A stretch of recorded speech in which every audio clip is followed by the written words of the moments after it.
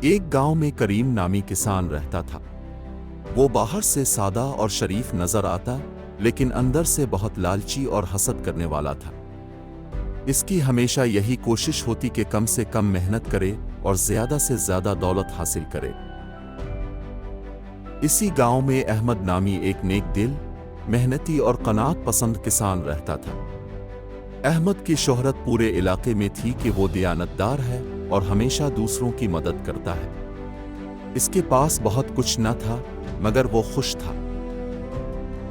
کریم کو احمد کی مقبولیت سے جلن ہوتی تھی، کیونکہ لوگ احمد کی عزت کرتے اور اس کی بات مانتے تھے۔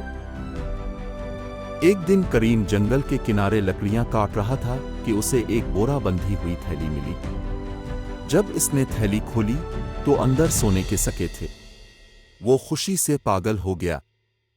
جیسے ہی وہ تھیلی اٹھا کر جانے لگا، پیچھے سے آواز آئی، رک جاؤ، وہ تھیلی میری ہے۔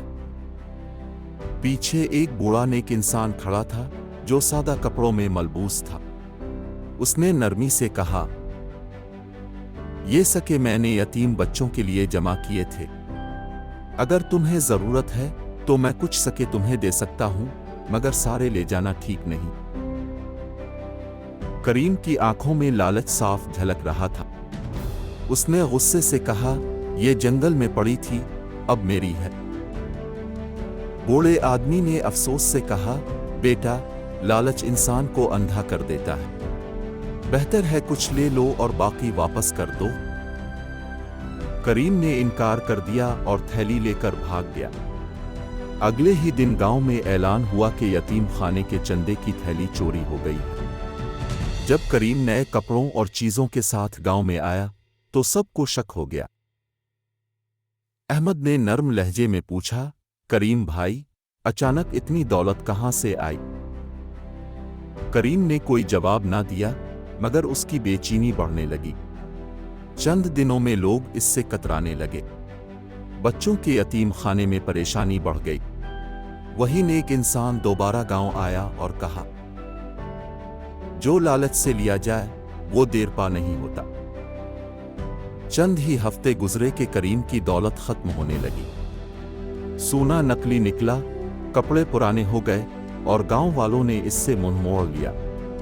احمد نے تب بھی اس کی مدد کی، کھانا دیا اور کہا، اگر تم سچ مان لو اور معافی مانگو تو شاید لوگ تمہیں معاف کر دیں۔ کریم نے روتے ہوئے معافی مانگی اور نیک انسان کی تھیلی واپس کی۔ گاؤں والے حیران تو ہوئے، مگر احمد کی سفارش پر اسے معاف کر دیا گیا۔ تب کریم نے جانا کہ دولت سے نہیں، کردار سے عزت ملتی ہے۔